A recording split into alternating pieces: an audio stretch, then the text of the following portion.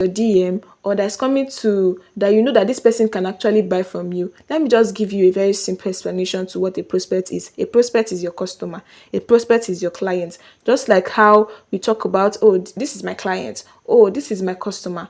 That is what a prospect is in sales. That is what we use. That's the time we use. We use prospect. That is what we use. So in most cases, if you are speaking to maybe you are working in an industry and you are trying to talk to maybe a prospect, for instance, you don't call them prospect to their face, you call them what? Clients. Next one, target market, the specific group of people you are selling to. So let's say, for instance, now I work in a tech industry that does websites for only business owners. My target market are only business owners. Only business owners. So let's say you sell let's say drugs. That means that your target market are people who need drugs. That means sick people or whatnot, whatnot. We now have the ICP. This is the ideal client profile, your perfect customer description. That means that there's you have ICP is a detailed description of your perfect customer, not just small businesses, like your perfect customer. And to be more specific, you can have something like um clothes sellers, 1 to 10 businesses, clothes seller, just have specific details about this particular, customer. That'll take us to the next one. So we have pipeline. Pipeline is a visual tracker of all your leads at different stages. You have a visual tracker. You understand this more when we get to the tool. So you have a visual tracker of all your leads at different stages. You are always tracking them. So let me give you an example. So for instance, if you just reach out to a lead, for instance, you are going to write that, oh, you are going to write the ICP of this particular lead, and you are going to do a visual tracker. So this particular place, you're going to write, oh, I reached out to them. Then the next day you write, they responded. Third day, I followed up. The fourth day, you're going to do, oh, I reached out again. You say, I reached out again. Then the fourth day, oh, I actually closed this deal. That means you know that there is a pipeline, that there's like within 4 days you were able to like close that particular deal. The next one is sales funnel. The journey a lead takes from the first contact to purchase. So from the contact of you, from the first contact that you made with your prospect to when they actually close the deal with you is called what? A sales funnel. Qualifying. Do they have needs, budget, and decision power? This is when you actually find out the reason why a lead, maybe a prospect, do not want to buy. So you are checking, you are trying to qualify that these people, do they have needs that I can actually come in as, or do they have budgets that is their problem, or do they have decision power problem, something like that. Is when you are trying to qualify the lead, you are trying to see what category to, some leads, they have budget problem. So if you do not qualify them properly, how would you know? So you know by asking questions. Delivery call, a conversation to understand the problem before pick. When you go to a market, you have 5 people on your head to come and buy a trouser. But I am one of the vendor and I walk up to you and I say, oh, hello. You said, good afternoon. I say, oh, what are you doing in the market today? What exactly do you want to buy? I ask this question. Then you go on and I want to buy a particular top. I'm looking for this particular top. Then I ask again, instead of talking, we have top, different top. Instead of talking like that, the next thing I would say, oh, what type of top do you want to buy? Then you go on and explain and I say, do you have a place that you want to go and check, or you're just in the market to check? You see that I'm doing less talking, she's doing more talking, but she's giving me answers to how I should actually, close the deal.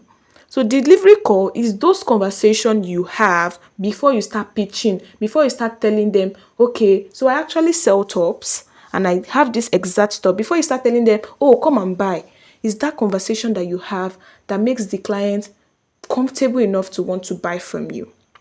So we have pitch, like I said, your structure explanation of what you offer and why it matters. So after the delivery call, you now start your pitch. So you now start telling them a structured explanation of what you offer. Oh, I actually sell this type of tops, this kind of tops, and why it actually matter. Why does it matter now? Because you have already had a delivery call, you know that it matters because you know and you have understand her needs. Good. We now have value proposition, the specific reason to buy from you, not a competitor.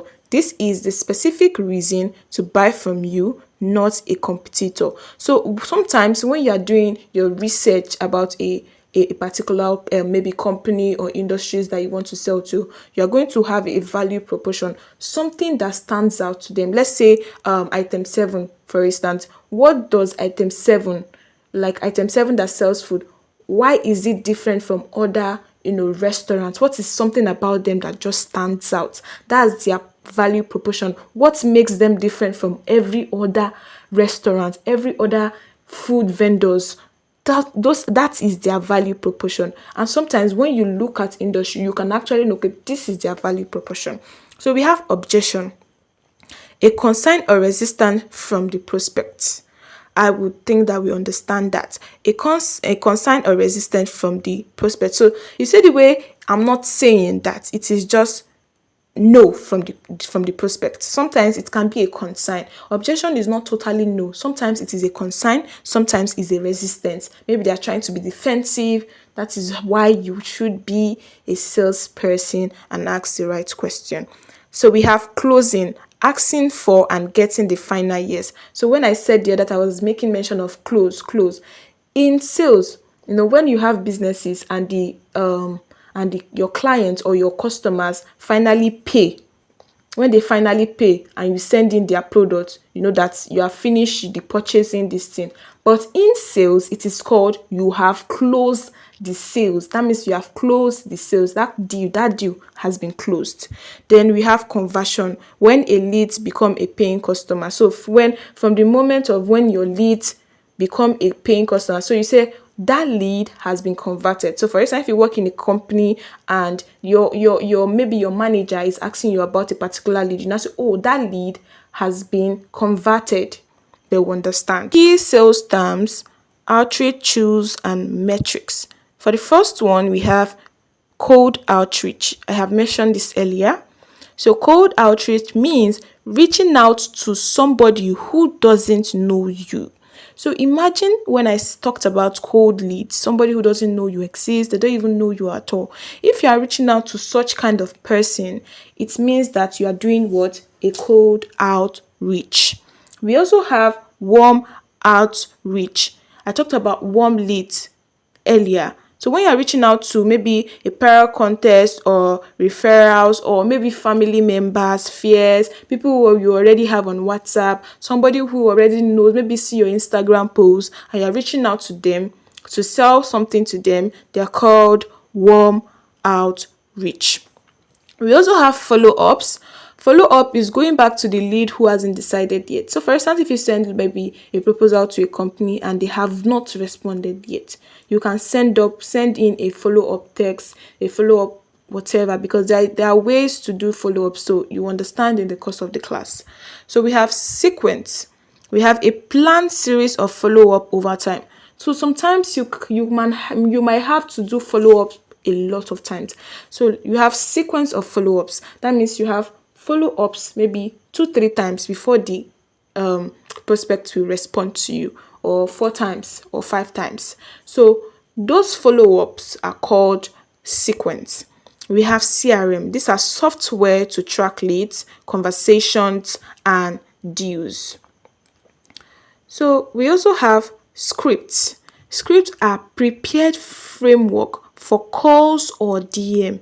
So like you prepare. So yes, like I said, that sales is about strategy and proper planning, because if you don't plan, you are going to fuck up your sales. So that is why you can see that they said a prepared framework for calls or DMs.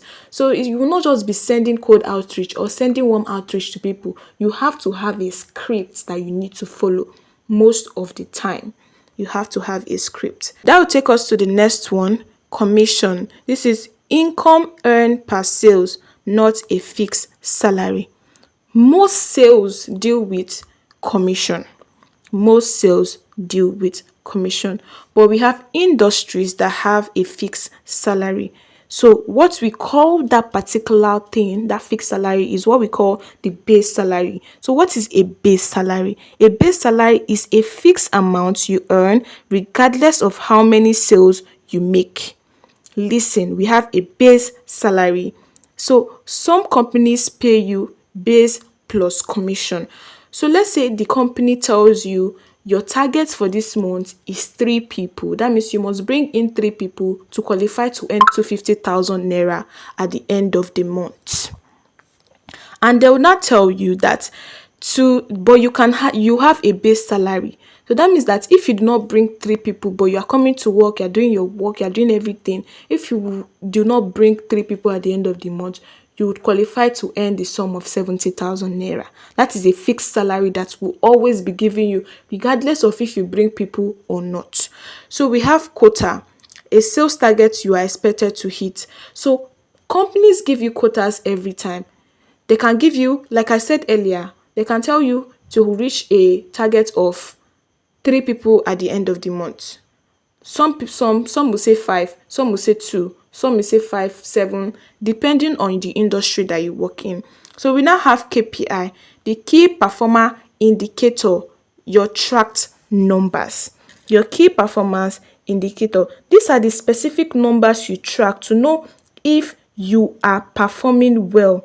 This could be numbers of DMs, numbers of daily numbers of reply, numbers of calls and books. So for instance, if you do cold outreach, maybe 100 per day, you reach out to 100 people per day, then the next day maybe 2 people respond back to you, that means that you are actually tracking every single thing.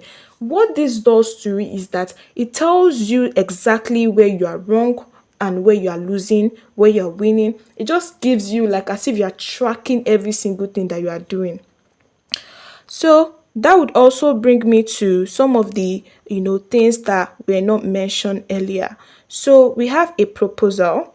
A proposal is a written document you send to a potential client that explains what you are offering.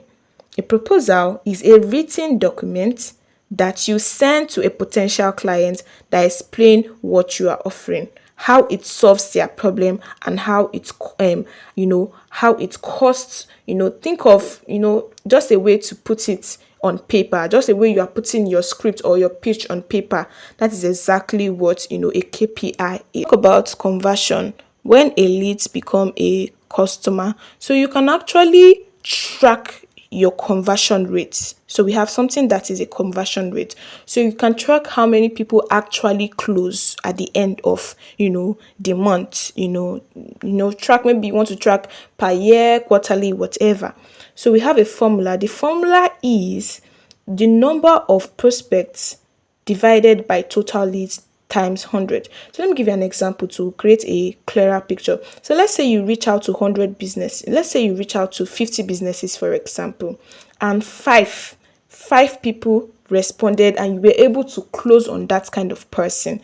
That means that you have a 10% conversion rate. That means you have 10% of that 50,000 of that 50 people that you reached out to. I hope that is clear. For your class 1 assignment, these assignments are what you should do and submit before the live session on Saturday. Thank you for attending today's class.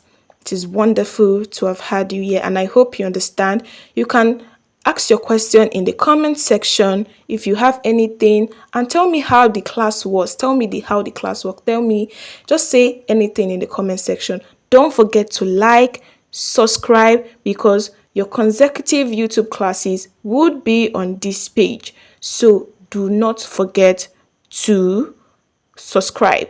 See you on Saturday. Bye.